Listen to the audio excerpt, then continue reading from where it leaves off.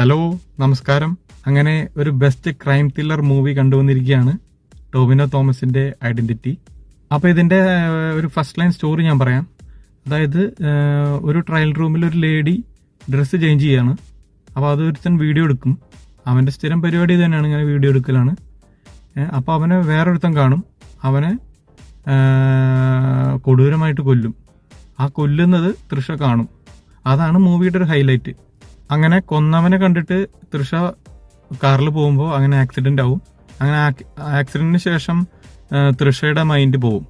അപ്പോൾ അത് ഇൻവെസ്റ്റിഗേഷൻ ചെയ്യാനായിട്ടാണ് വിനയ് റോയ് പോലീസ് ക്യാരക്ടറായിട്ട് വരുന്നത്. അങ്ങനെ വിനയ് റോയ് ഇൻവെസ്റ്റിഗേഷൻ ചെയ്യാണ് തൃഷയായിട്ട്. അപ്പോൾ അങ്ങനെ നിൽക്കുമ്പോൾ രേഖാചിത്രം വരയ്ക്കാനായിട്ട് ഒരു ആർട്ടിസ്റ്റിനെ വിളിക്കും. ആർട്ടിസ്റ്റായിട്ട് വരുന്നതാണ് ടോവിനോ. അങ്ങനെ ടോവിനോ ഇത് വരയ്ക്കുകയാണ്. വരച്ചു കഴിയുമ്പോൾ ഈ രേഖാചിത്രം വരച്ചു കഴിയുമ്പോൾ ഏകദേശം ടോവിനെ പോലെ തന്നെ ഒരാളാണ് ടോവിനോ വരയ്ക്കുന്നത്. അങ്ങനെ വിനയ് റോയ്ക്ക് ഒരു ഡൗട്ട് വരും ടോവിനോനെ. അപ്പോൾ ഇതിൽ കൊലയാളി ആര് എന്നാണ് ഇതിന്റെ സ്റ്റോറി. അതാണ് ഇതിന്റെ സസ്പെൻസ് ആയിട്ട് പോകുന്നത്.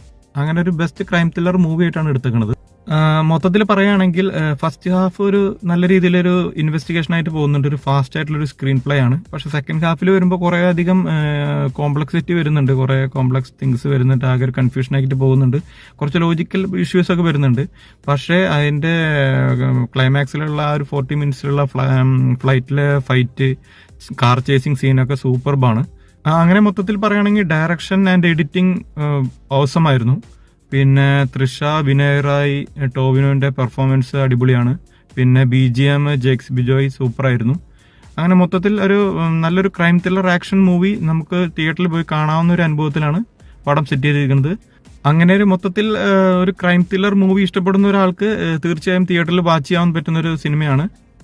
അപ്പോൾ മൊത്തത്തിൽ പറയുകയാണെങ്കിൽ ഒരു വൺ ടൈം വാച്ചബിൾ മൂവിയാണ്. തിയേറ്ററിൽ കാണാവുന്ന ഒരു സിനിമയാണ്. പിന്നെ മലയാളത്തിൽ ആദ്യമായിട്ടാണ് ഇങ്ങനെ ഒരു ഫൈറ്റ് സീൻ, കാർ ചേസിങ് സീനൊക്കെ ഞാൻ കാണുന്നത്.